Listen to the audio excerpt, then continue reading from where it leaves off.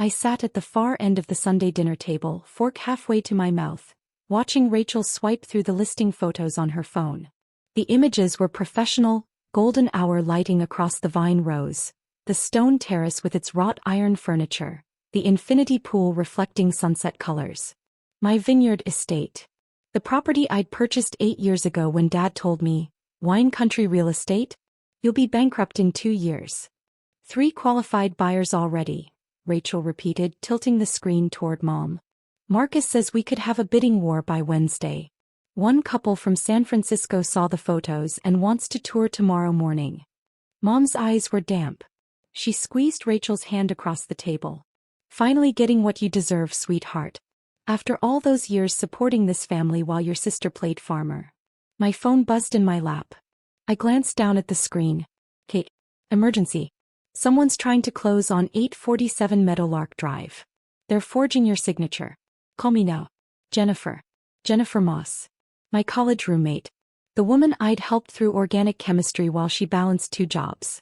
Who now ran compliance at Coastal Valley Escrow, the largest title company in wine country." I set my fork down carefully. The sharp clink against the plate was the only sound I made. "The inspection's Thursday at 2 p.m., Rachel continued, scrolling through her messages. "Marcus already has the key copied. I told him to meet the inspector there directly. No need to bother Kate about it." Brother-in-law Derek raised his wine glass. "To Rachel. To finally getting the family business the capital injection it needs." The family business. Dad's boutique consulting firm that had been temporarily struggling for the past 6 years. The same firm where Rachel worked as executive vice president. A title that meant she scheduled Dad's meetings and managed his calendar. I excused myself to the bathroom, phone already pressed to my ear. "Jennifer." "Kate." Her voice was tight, professional. "I'm looking at escrow instructions for 847 Meadowlark Drive. Sale price $4.1 million. Seller signature dated last Tuesday. But the notary stamp number doesn't match our database. The signature slant is 12 degrees off your actual signature pattern and..." She paused. "Kate, I had coffee with you last Tuesday. You were in Portland for the wine distributor conference." My reflection stared back at me in the bathroom mirror. The walls were pale yellow, the air smelled like Mom's lavender soap, and somewhere outside this door my family was celebrating their successful theft of my property. "Who's the selling agent?" I asked. "Marcus Chin. Boutique Estates Realty." "And the deed? How did they?" "Forged quitclaim deed filed with the county 3 weeks ago. Someone paid the express processing fee, $450 to jump the verification queue. It almost worked. But every property over $3 million triggers our enhanced compliance protocol. I personally review the signatures." I thought about Tuesday. The Portland Convention Center, the afternoon session on organic certification standards, the evening networking event where I'd connected with a Seattle distributor. My phone's location data could prove I was 632 miles away when I allegedly signed away my property. "What happens now?" I asked. "I've frozen the escrow account. The buyer's $410,000 deposit is secured. I'm filing a fraud report with the county recorder's office and the state real estate commission. And Kate." Her voice softened slightly. "I'm sorry, but you need to call the police tonight." I returned to the dining room. Rachel was showing Dad the comparative market analysis. Glossy pages showing recent vineyard sales, price per acre calculations, projected timelines. The realtor had been thorough. This wasn't impulsive. This was planned. "The buyer's attorney already approved the preliminary title report," Rachel was saying. "Marcus says that's the hard part. Everything else is just paperwork." I sat down. I picked up my water glass. The ice had melted, leaving it room temperature and slightly metallic. "When did you decide to do this?" I asked. The table went quiet. Rachel looked up, her expression briefly confused before smoothing into something practiced. "Do what?" "Forge the deed to my property." Mom's fork clattered against her plate. Dad's hand froze, reaching for the wine bottle. Derek's eyes went to Rachel, then quickly away. "Kate, what are you talking about?" Rachel's voice had that edge it got when she was about to cry. The edge that had ended arguments since we were children. "This is the Vineyard estate. The family agreed." "The family agreed to steal my property?" You're being dramatic. Mom's voice was sharp. Rachel explained everything. The property is wasted on you anyway. You're never there. It just sits empty while you're traveling for that little wine hobby. That little wine hobby generated $340,000 in revenue last year. The estate's property value increased 47% since purchase. And I was in Portland last Tuesday when I allegedly signed the quitclaim deed transferring ownership to Rachel. The silence that followed was different. This wasn't shock. This was the moment when people who've been caught decide whether to double down or retreat. Rachel chose to double down. You're just jealous that I'm finally successful. That I'm saving the family business while you play at being a vintner. Her voice rose. Do you know how many sacrifices I've made? How many years I've worked for Dad supporting this family while you selfishly hoarded your assets? There's a psychological concept called the gambler's fallacy. It's the belief that if you keep playing, keep betting, eventually the odds will turn in your favor. I'd spent 8 years thinking if I just proved myself successful enough, if I just built something undeniable enough, my family would finally see me as something other than a failure who got lucky. But their narrative was more important than my reality. The escrow officer is Jennifer Moss, I said quietly. My college roommate. She personally reviews every transaction over $3 million. She called me an hour ago. The color drained from Rachel's face. She's already frozen the escrow account. The $410,000 buyer deposit is secured. She's filing fraud reports with the county recorder and the state real estate commission. I looked at each of them. And I'm calling the police when I leave here tonight. Derek stood up so fast his chair tipped backward. Rachel, we need to. Sit down, Derek. Dad's voice was commanding, the tone he used with difficult clients. He turned to me, his expression shifting into something I recognized. The reasonable negotiator, the calm patriarch. Kate, let's not be hasty. This is obviously a misunderstanding. Rachel was trying to help. By forging my signature on a quitclaim deed? By liquidating an asset you're not even using to save the family business. Our business. The business that will employ your future nieces and nephews, that represents 3 generations of. The business where Rachel is paid $85,000 annually to schedule meetings while I built a vineyard from bare land. I stood up. The business that's failed every quarter for 6 years while you've blamed market conditions instead of admitting you can't adapt. Mom made a small sound.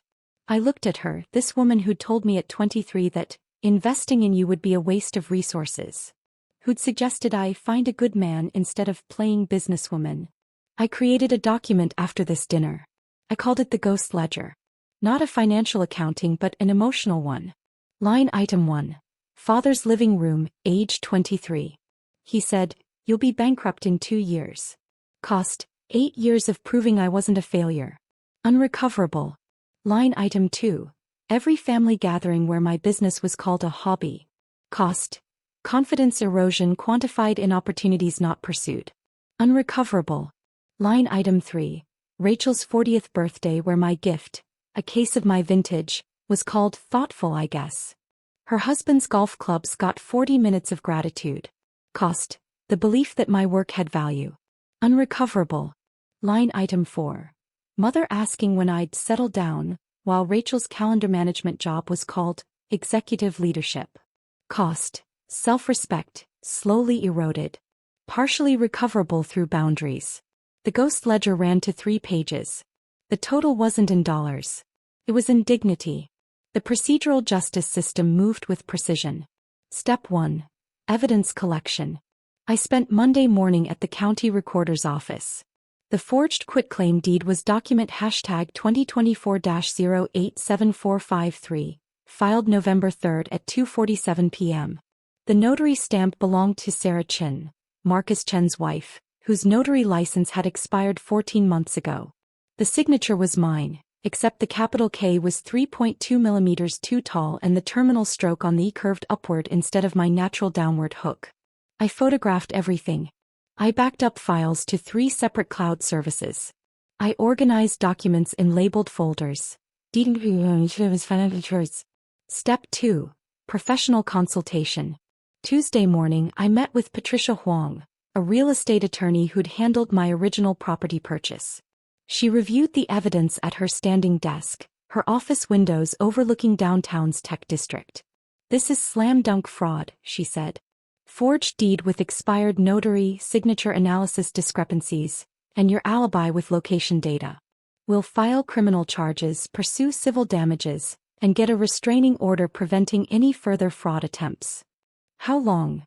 "Arraignment within 48 hours if they're arrested. Civil suit takes months, but we'll freeze any assets obtained through fraud immediately." Step 3. Filing process. "We submitted the criminal complaint to the district attorney's office at 3:15 p.m. Tuesday. Case number 2024-CR8834. The DA's Fraud Division expedited review. Property theft over $1 million triggered enhanced protocols." Step 4. Law enforcement response. Wednesday morning, 2 detectives visited Rachel's home. They collected her computer, phone records, and text messages with Marcus Chin. The messages were damning. Rachel to Marcus, October 28. "Can your wife notarize? Her license expired, but will the county actually check?" Marcus to Rachel, October 29. "Should be fine. They're backed up. Just pay the express fee." Rachel to Marcus, November 1. "Signature practice attached. How's this look?" Step 5. Counter evidence. Rachel's attorney presented their defense. "I'd given verbal permission for the sale. Rachel had acted in good faith. The family business needed capital, and my absence from the property implied abandonment." Patricia dismantled each claim in her written response. Verbal permission doesn't override written deed requirements. Good faith doesn't excuse forgery. Family financial needs don't create property rights. And absence from property doesn't imply abandonment. Plaintiff travels extensively for the Vineyard business, generating $340,000 annually. Step 6. Arraignment. Thursday morning, Judge Michael Torres reviewed the evidence. Rachel stood beside her attorney, wearing a navy suit that probably cost $800. Derek sat in the gallery, his face gray. Mom and Dad were in the back row. Judge Torres read through the signature analysis. The handwriting expert's report concluded with 98.7% certainty the signature was forged. The notary stamp discrepancy. The text messages. My Portland hotel receipt and conference badge scan. "Ms. Brennan," Judge Torres said, looking at Rachel over his glasses. "You knowingly used an expired notary seal, forged your sister's signature, and attempted to fraudulently transfer property valued at $4.1 million. Do you understand the severity of these charges?" Rachel's voice was barely audible. "Yes, Your Honor. Grand theft, forgery, and conspiracy to commit real estate fraud. Bail is set at $250,000. Preliminary hearing scheduled for December 12. He turned to Marcus Chin, who stood in handcuffs beside his own attorney. "Mr. Chin, your real estate license is suspended pending state commission review. Bail is set at $150,000. The bailiff led them both away. Mom made a broken sound. Dad sat perfectly still, staring straight ahead. Step 7. Civil proceedings. I filed a lawsuit seeking $2.1 million in damages. The property's appreciation value if sold legitimately, legal fees, emotional distress, and punitive damages. The suit named Rachel, Derek, Marcus Chin, and Boutique Estates Realty. Step 8. Criminal prosecution timeline. The DA offered Rachel a plea deal. Plead guilty to felony forgery, serve 18 months with possibility of parole after 9, pay $175,000 in restitution, and testify against Marcus Chin. She accepted.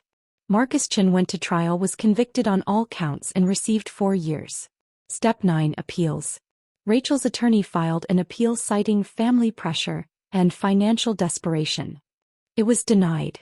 The appellate court's opinion noted, financial hardship doesn't excuse deliberate fraud. The defendant's planning, use of expired notary credentials, and attempts to conceal her actions demonstrate clear criminal intent. The consequences cascaded in phases. Criminal. Rachel served 9 months before parole. Marcus Chin served 2 years before being released to a halfway house. Both have permanent felony records. Professional. Marcus Chin's real estate license was permanently revoked. His wife Sarah lost her notary license and paid $15,000 in fines. Boutique Estates Realty closed after 3 months. No one wants to work with an agency associated with fraud. Civil. The $2.1 million judgment was parceled out. I received $890,000 from the sale of Rachel and Derek's home, the house they'd bought with Dad's temporary loan that was never repaid. The remaining judgment amount garnishes Derek's salary at 25% until paid in full. At his current income, that's 17 years. Financial. Dad's consulting business collapsed. Turns out 3 major clients quietly left after the news coverage. We can't work with a firm whose principal's family commits real estate fraud. The business closed in February. Dad took a job as a contract consultant at 40% of his previous income. Social. The local newspaper ran the story. Prominent consultant's daughter attempts million-dollar property fraud. The wine country community is small. Rachel and Derek moved to Sacramento. Mom and Dad moved to a rental condo in the cheaper part of town. I still see Mom sometimes at the grocery store. She looks through me like I'm not there. 6 months later, I stood on the stone terrace of the Vineyard estate. The evening air smelled like fermenting grapes and dry grass. The vines were heavy with Cabernet Sauvignon clusters, ready for harvest. My vineyard manager reported a 23% yield increase over last year. The estate's value had appreciated to $4.7 million. I had no intention of selling. I'd installed a new security system, cameras, motion sensors, title monitoring service that alerted me to any county filing attempts. Jennifer Moss sent me updates quarterly, all clear. No suspicious activity. My phone had blocked numbers for Mom, Dad, Rachel, and Derek. No calls. No texts. No surprise visits. The restraining order had been extended twice and was now permanent. Last month, I'd purchased a second property, 40 acres in Paso Robles with southern exposure and limestone soil. The previous owner had called it too risky for commercial vineyard development. I closed escrow in 18 days. There's a quote I read somewhere: "Revenge isn't rage. It's patience sharpened into strategy." But that's not quite right. Revenge isn't strategy. Revenge is surviving their dismissal so thoroughly that they're forced to watch you thrive without them. I have a framed copy of the deed in my office. Not the forged one, the original.